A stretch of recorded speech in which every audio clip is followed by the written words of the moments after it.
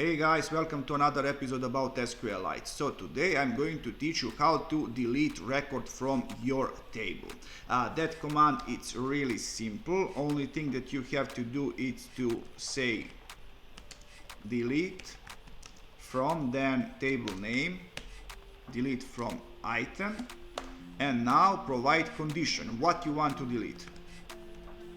Let's say that we would like to delete pork from our database. So I'm going to say item name equals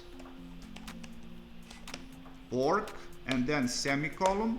Why I have put this semicolon in here? Because I want to execute two statements at once.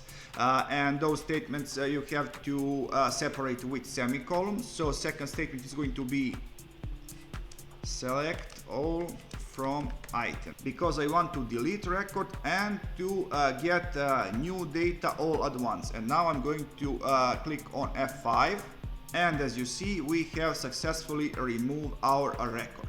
So that's all for this episode, guys. If you like this content, please subscribe and see ya.